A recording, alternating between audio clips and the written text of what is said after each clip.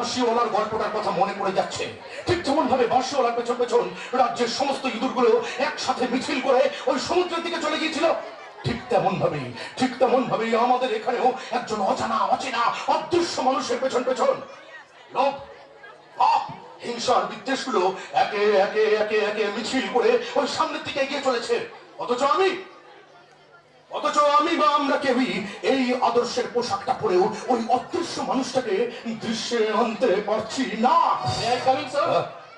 ও Tanmoy, yes yes coming. এসো তন্ময়, এসো। দত্তবাবু বললো আপনি নাকি আমাকে ডেকে পাঠিয়েছেন। ইয়েস তন্ময় মাত্র কয়েকদিন হয়েছে তুমি আমাদের ডিপার্টমেন্টে জয়েন করেছো, তারই মধ্যে তোমার কাজ, সততা, নিষ্ঠা, স্টাইল আমাদের ডিপার্টমেন্টের ভীষণ ভালো লেগেছে। Thank you sir. Mention not. ও ভালো কথা, যে কাজের জন্য তোমাকে আমার এখানে ডেকে পাঠানো, আমার জামাইবাবু মানে চ্যাটার্জি গ্রুপ অফ ইন্ডাস্ট্রির একমাত্র কর্ণধার, মানে ওই সূর্যপ্রতাপ চ্যাটার্জির বহুদিনের বিশ্বস্ত কর্মচারী, মানে ম্যানেজার বঙ্কিম বাবুকে সেদিনকে মাঝ রাস্তায় যে গাড়িটা ধাক্কা মেরেছিল, শুনলাম তুমি নাকি সেই গাড়ির ড্রাইভারকে অ্যারেস্ট করেছো। স্যার, আপনার থেকে চার্জ পাওয়ার পরে রাস্তার মোড়ে লাগানো সিসিটিভি ফুটেজ চেক করে আমি গাড়িটাকে শনাক্তকরণ করি। গাড়িটার টাটা সুমো নাম্বার WB02822429। তারপর ইনভেস্টিগেশন করে জানতে পারি গাড়ির মালিকের নাম হলো অজিত, এবং ওই দিন গাড়িটা অজিতই চালাচ্ছিল।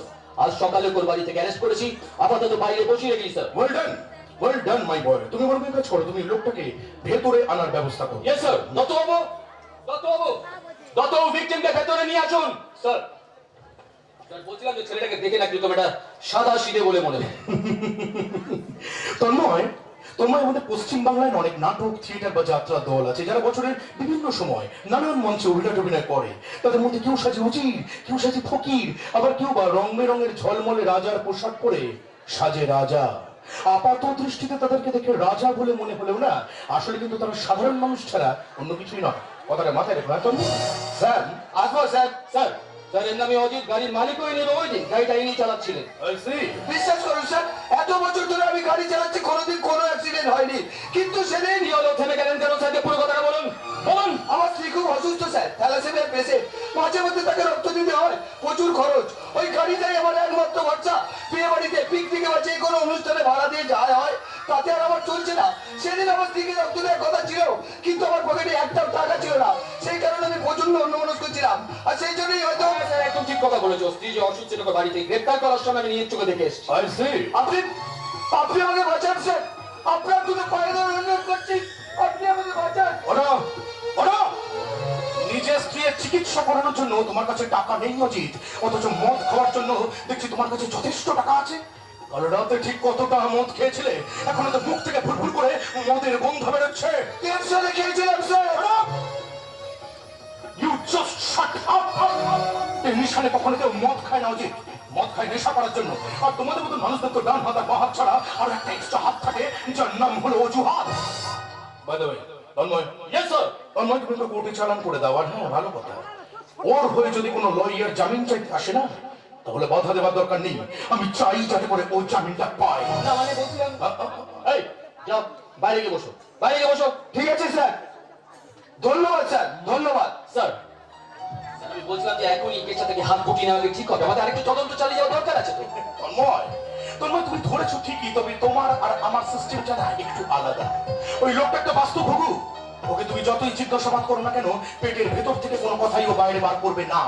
অবশ্য ডান্ডা পেটা করলে পরে দু একটা কথা স্বীকার করলেও করতে পারে, কিন্তু হিউম্যান রাইটস এর জন্য এখন কিন্তু 3rd ডিগ্রি বন্ধ আছে। কথাটা মাথায় রেখো। তাহলে এখন কি করা যাবে স্যার? তন্ময় আমার মনে হচ্ছে ওকে দিয়ে কেউ কাছে পড়িয়েছে, মানে বিনিময় টাকা পয়সা লেনদেন বলতে পারো। অবশ্যই ওই লোকটা ছাড়া পাওয়ার পর আসল লোকটির সঙ্গে দেখা করতে যাবে। আর তুমি 24 ঘন্টা অল টাইম ওকে নজরে রাখবে। ও কখন, কোথায়, কার সঙ্গে দেখা করতে যাচ্ছে তার সমস্ত রকম পুঙ্খানুপুঙ্খ রিপোর্ট আমার চাই। তন্ময় নিহত সবাইকে একটা, কেউ হাত, কেউ পা, আর কেউ ল্যাজ। আমার তো দরকার ওই মাথাটাকেই। ওকে এসো।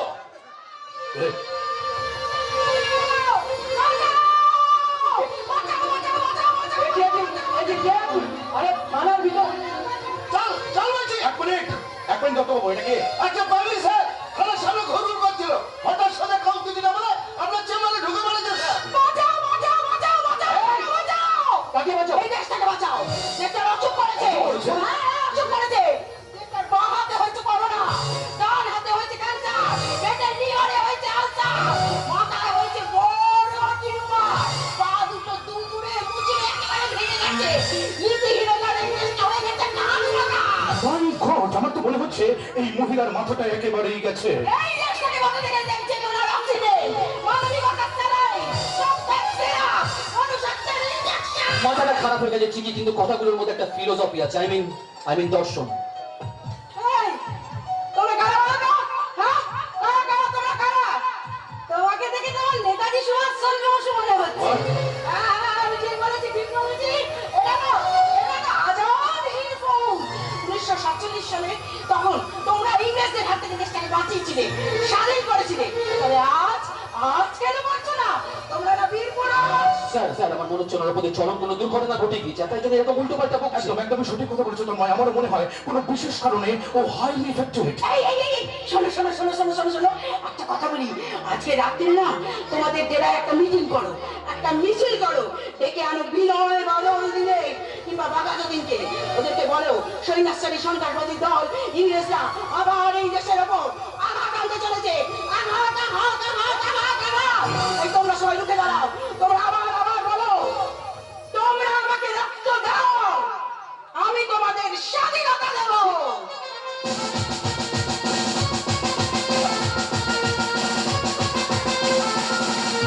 আরে বাবা, একে তো দেখেই বোঝা যাচ্ছে একটা উন্মাদ পাগলি। দত্তবাবু, আপনি ওনাকে এক্ষুনি এখান থেকে নিয়ে যান। আমায় কোথাও নিয়ে যেতে হবে না। আমাকে না অনেক জায়গায় যেতে হবে। অনেক জায়গায় যেতে হবে মানে কি? কোথায় যাবেন আপনি? প্রথম যাবো পাগলা গারদে। ওখানে বীরে অসুস্থ হয়ে পড়ে রয়েছে, তাকে সুস্থ করে আমাকে দেশে ফেরাতে হবে। তারপর যেমন বিদেশ, ওখানে মান অভিমান রাগ করে কর্তব্য করে রয়েছে, সেই মান অভিমান ভাঙিয়ে কর্তব্যকে আমাকে দেশে ফেরাতে হবে। তারপর যেমন কাশ্মীর, ওখানে প্রকৃতি, এখানে কয়লা চুরি, বালি চুরি, হাই টেনশনের তার, মোবাইলের টাওয়ারে প্রকৃতির দাম বন্ধ হয়ে যাচ্ছে।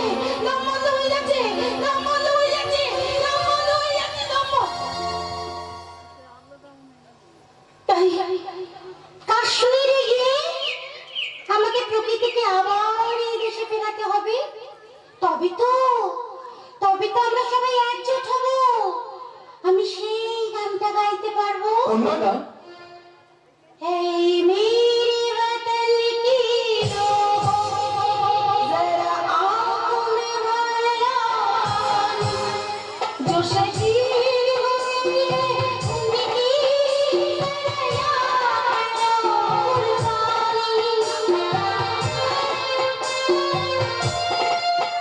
तुम भूल ना जाओ जिसे हुई कहानी, जो शहीद हुए उनकी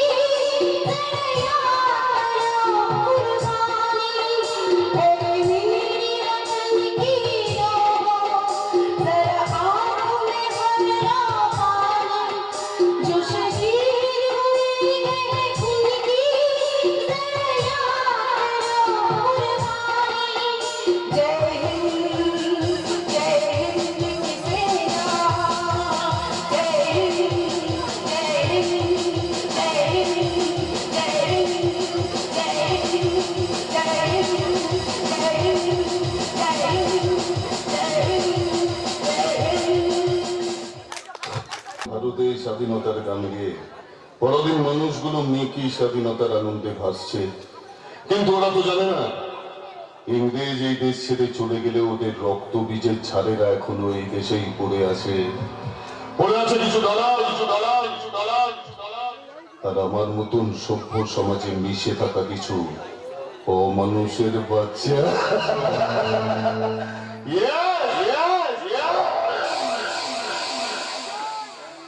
আমি সহজপাঠ, তবে রবি ঠাকুরের শিক্ষার সহজপাঠ নই। আমি হাইটেক যুগের হাইটেক চরিত্রের ইন্টালেকচুয়াল মানুষ, অন্ধকার জগতের ব্ল্যাক আর আলোর দুনিয়ার সহজপাঠ। আমার জীবনে না তিনটে দাঁড়ি,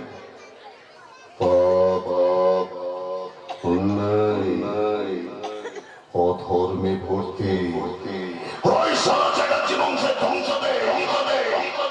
আমার সর্বদা ফুর্তি। ওই ফুর্তিকে যেন টেনশনে বদলে না যায় বস। মাই ডিয়ার পিলু, জন্মের পর থেকে তুই যখন না তোর ওই মাকে মা বলে দেখেছিস না, তার থেকে বেশি আমাকে বস বলে ডাকিস। শুধু সালা তোর টাইমিং জ্ঞানটা একদম ঠিক নেই। কেন বস? কেন বস? সালা লোকের কাছে যখনই আমি আমার সেলফ ইন্ট্রোডাকশন দিতে যাই তখনই তুই ঢুকে পড়িস। ওরে লোকের কাছে যদি এখন আমি আমার আসল পরিচয় না দিই তাহলে তো লোকে আমাকে ভিলেন নয় হিরো ভাববে। একটা খবর আছে বস, বলে গেল অজিতের জামিন হয়ে গেছে এবং আজ এখানে আসছে। এই বিলু, এই পেছনে একটা বাস খুঁজে তোমার শান্তি হয়নি, আর একটা বাস খুঁজতে চাবে না? কেন বস? আমি আবার কখন বাস দিলাম? তখন বাস দিলাম, সালা জামিন পাওয়ার সঙ্গে সঙ্গে এখানে আসতো। এখন যদি পুলিশের পুলিশ পাই লাগিয়ে দেয় কি হবে ভেবে দেখেছিস? সত্যি এটা তো ভেবে দেখিনি। তাহলে এখন কি হবে বস? ও সব বাবা আমি কিছু জানি না, যদি আসে আমি বলে দেবো। আমি অন্ধ সন্ধ মানুষ বাবু, মাছি বাজিয়ে ভিক্ষে করে খাই, আমি ওসব কিছু জানি না গো। যে বাচ্চারা আমার এই অপরাধের মাসনাতের দিকে নজর তুলবে না তাদের চোখ উপড়ে নিয়ে লুডো খেলবো, লুডো।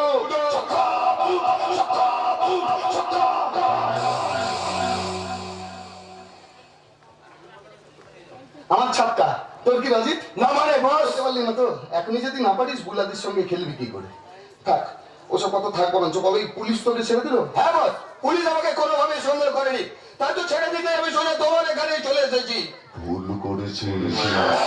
ভুল করেছিস না, ভুল করেছিস। পুলিশ হচ্ছে শকুনে চাঁদ, ভাগারে খবর ঠিক রাখবি। এখন তোর পেছন পেছন এসে আমার দাঁত খেলাতে খেলাতে এখন চলেই এসছো, আর কি করা যাবে?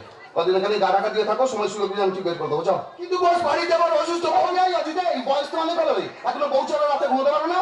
বউ বউ বউ বউ, বুড়ো বয়সে বইয়ের ভীমরতি। টাকা করি যা লাগবে সব আমি দিয়ে দেবো। আর পিলু, দিলু চা। ছেলেটা কত পরিশ্রম করে, একটু বের করে মজা নাও। যাও। ওকে বস, চলো জি, আজকে রাতটা দুজনে মিলে এই রঙিন জল দিয়ে একটু রঙিন হয়ে যাবো। হ্যাঁ এই জ্ঞানী বাংলা, এই ইংলিশের বোতলটা আমার, তোদের জন্য ভেতরে বাংলা আছে। শালা ইংলিশ খাবে। ঠিক আছে তাই চল। কি তোমার বউ? সারানা শুটিয়ে লাল করে দেবো, নুননাবি বার করে দেবো তোমার। আমার ছেলে কথা বউ বউ বউ বউ পাগল করে দেবে। অপিলু, রাতে শোবার সময় কি একটা মোটা দেখে পাঁচ বালিশ দিয়ে দিস তো? চিন্তা করো না বস, পাঁচ বালিশটা আমি ঠিক সময় পৌঁছে দেবো। চলো জি। বাইরেটা একটু নজর রাখিস। ওকে বস।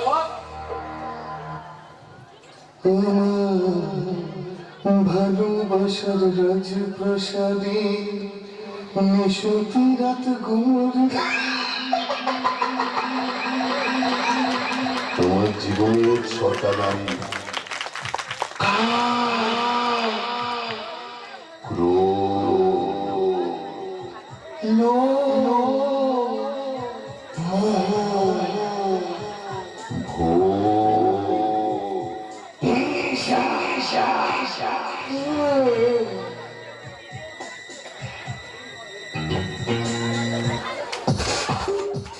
আমার মনটা আনন্দে উন্মাদের মতো হাসছে।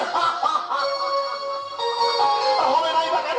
মুখে আমি যাই বলি, সুনীতির ওপর আমার ভরসা আছে অগাধ। ও এমন কাউকে ভালোবাসবে না যাকে আমাদের পছন্দই হবে না। তুমি ঠিক বলেছো মা, তাছাড়া মোবাইলে আমি ছেলেটার ছবি দেখেছি, সুইতি আমাকে দেখিয়েছি, চমৎকার দেখতে। আমি আর বলছি না। তাহলে একটা ভালো দিন দেখতেই হচ্ছে। আমি আমাদের পুরোহিত ভর্তা কমিটিকে খবর পাঠিয়েছি, দু একদিনের মধ্যেই আসবে বলে। বেশ বেশ, হ্যাঁ গো, ভালো গো। বড় টাকাটা দিয়ে হ্যাঁ দেখো, গো। এবার ছোটটার জন্য। ঠিক বলেছ। তবে কি জানো তপতি, প্রচন্ড ভালো লাগার সঙ্গেও কি নিদারুণ কষ্ট বুকের মধ্যে জমাট বাঁধে, তাই না? এসব কি বলছো তুমি? হ্যাঁ গো, ঠিকই বলছি। সেই ছোট্টবেলা থেকে মনের মতো করে মানুষ করেছি মেয়ে দুটোকে, আর আজ মেয়ে দুটো ছোট্ট থেকে এত বড় হলো, আর বড় হতেই মায়ার বাঁধনে বেঁধে ফেললো আমাদের। আর আজ সেই বাঁধন ছিঁড়ে ড্যাং ড্যাং ড্যাং করে চলে যাবে শ্বশুর বাড়ি। দেখি, এই আমি কি দেখছি, তোমার চোখে জল। জল? এই জল তো আনন্দে, এই জল তো কর্তব্যে, এই জল তো আবেগে। আরে আরে, তোর মা আর আমি তোর বিয়ে নিয়েই আলোচনা করছিলাম। তার তো তোর সমাজে আসার কথা, কখন আসবে? এতক্ষণে তো চলে আসার কথা ছিল। আর আমি এসেও গেছি। রে সুনীতি, আমাকে দেখে একেবারে অবাক হয়ে গেলি যে? হ্যাঁ?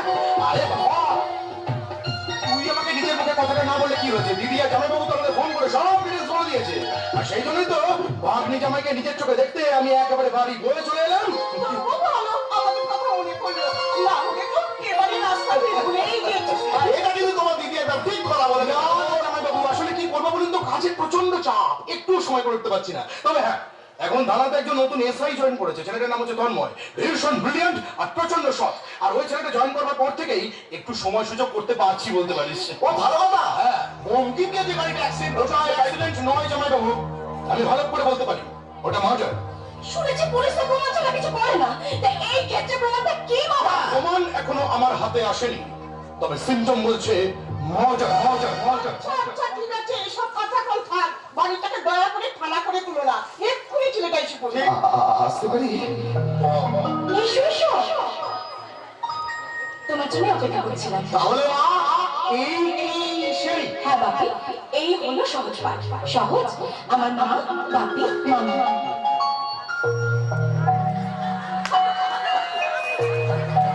দীর্ঘজীবী হও, দীর্ঘজীবী হও। না না, থাকবে কেন? থাকবে কেন? বাংলাও বাঙালির অধিকাংশ সংস্কৃতি তখন হারিয়ে গেছে, মুছে গেছে আমাদের এই বাংলা থেকে। এখন তো এসে গেছে ইমেল, তাই হারিয়ে গেছে সবুজ ইংল্যান্ড খান বা হলুদ পোস্টকার্ডে বিজয়ের প্রণাম জানিয়ে চিঠি লেখার অভ্যেস। বাঙালির জাতীয় পোশাক ধুতি পাঞ্জাবি এখন তো কেউ পরে না বললেই চলে। মা ঠাকুমাদের যুগের শেষের সঙ্গে সঙ্গে শেষ হয়ে গেছে নারকেল নাড়ু, দুধ পুলি আর সিদ্ধ পিঠের সঙ্গে খেজুর গুড় খাওয়ার আনন্দ। বাংলা মাস, বাংলা সাল কিংবা বাংলা তারিখ আজ অধিকাংশ বাঙালিরই মনে থাকে না। 25শে বৈশাখ, 22শে শ্রাবণ ছাড়া তো রবীন্দ্রনাথ বাঙালির কাছে আসেনি। আর কবি নজরুল, জীবনানন্দ, সুকান্ত এনারা তো অনেক দিন আগে ম্লান হয়ে গেছে। এখন তো ডিজের যুগ, তাই বাঙালি বিয়ে বাড়িতে আর শোনা যায় না ওই সানাইয়ের মেহবতের সুর। বিরিয়ানি আর চাপে রুগ্র কণ্ঠে হারিয়ে গেছে বাঙালি বিয়ের খাবার পাতে সেই লুচি আর ছোলার ডালের গন্ধ। মেসমশাই থাকার মধ্যে আছে শুধু এই প্রণামটুকু। এটাকেও যদি থামিয়ে দেন তাহলে তো এমন একটা দিন আসবে যেদিন ওই মনুমেন্টে একটা বড় করে সাইনবোর্ড লাগাতে হবে, আর ওই সাইনবোর্ডে লেখা থাকবে, বাঙালি বলিয়া কোনো এক কালে কোনো এক জাতি ছিল, তাহারা এখন আর নাই। 2-4 জনকে এখনো দেখতে পাওয়া যায় ওই আলিপুরের চিড়িয়াখানায়। চমৎকার, অপূর্ব বললি তো কথাটা। সত্যি আমার সুনীতি মায়ের চোখ আছে বলতে হবে। তা বাবা, সুনীতির মুখে শুনেছিলাম তোমার বাবা নাকি ছোটবেলায় মারা গেছেন। আমি আমার মায়ের কাছে মানুষ। সাথে কি হয়েছে? আজ থেকে আমি তোমার বাবা। না হয়ে গেল, কি রে ছোট, কি হয়ে গেল? কি আবার? বাপি তোকে আর আমাকে যা ভালোবাসতো সেই ভালোবাসে ভাগ পড়লো। সত্যি তুই না সহজ, আমার ছোট বোন প্রগতি। নমস্কার। এই বুঝি আমার জামাই বাবু। সেটা ঠিক করবেন এই বাড়ির রবিবাবুটা। করেই ফেলেছি। ঠিক করেছিস দিদি। এই সহজকে এই বাড়ির বড় জামাই বাবু। হ্যাঁ। কি গো, তুমি কিছু বলবে না? বলবো, নিশ্চয়ই বলবো। বাজি থেকে দিনক্ষণ ঠিক করো দেখবে, যত তাড়াতাড়ি সম্ভব সবাইকে আমি বাজিয়ে দিতে চাই। বাপি। পছন্দ হয়েছে না মা? খুব পছন্দ হয়েছে। হ্যাঁ, কিন্তু তুমি তো বলেছিলে ওকে একটা চাকরি দেবে। বলেছিলাম নাকি? তখন জিততেই হবে। সহজ, তুমি আগামীকাল তোমার বায়োডাটা নিয়ে আমার অফিসে চলে এসো। আমি চাই চ্যাটার্জি গ্রুপ অফ ইন্ডাস্ট্রিতে তুমি ম্যানেজারের দায়িত্বটা সামলাও। কিন্তু স্যার মানে এত বড় একটা গুরু দায়িত্ব আমি সামলাতে পারবো? পারবে, নিশ্চয়ই পারবে। আমি তোমার মধ্যে সেই স্পার্কটা লক্ষ্য করেছি। দেখো সহজ, আমার তো দুটো মেয়ে, কোনো ছেলে নেই। আজ থেকে তুমি আমার ছেলে। খাল কেটে কুমির আনলে সূর্য প্রতাপ, এবার তুমি গেলে। কি হলো, কি ভাবছো? ভাবছি তোমার বাবার এই ঋণ আমি সত্যি মুখে করি। ঋণ শোধ করতে হবে না তো, শুধু আমার সুনীতি মায়ের স্মৃতিতে এক চিন্তে সিঁদুর পরিয়ে দিয়ে ওকে স্ত্রীর যোগ্য মর্যাদা দিয়ে ওকে সুখী রেখো। ব্যাস, এতেই আমি খুশি সহজ, এতেই আমি খুশি। কে ওকে নিয়ে ভেতরে যায়? সহজ, আমি ভেতরে যাচ্ছি। হ্যাঁ, সেই বড় ভালো।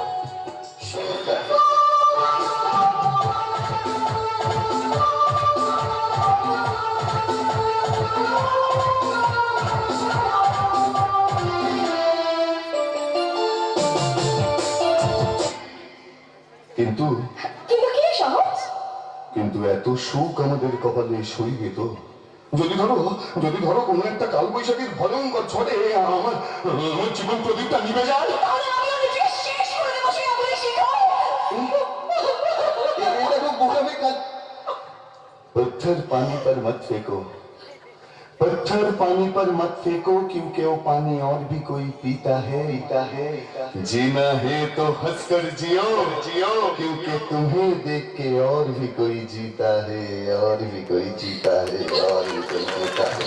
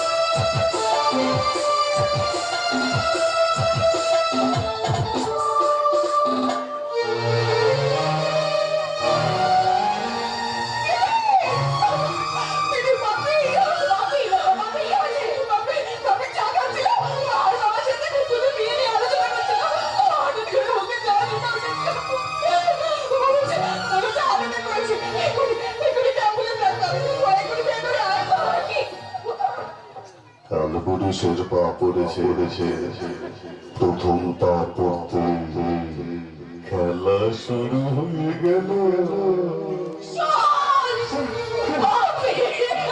তুমি কেন না, তুমি কোনো চিন্তা করো না, আমি বলছি আমি আছি, এখন কোনো চিন্তা করো না, সব ঠিক হয়ে যাবে। জামাই আছে, কোনো চিন্তা নেই, একটা আমি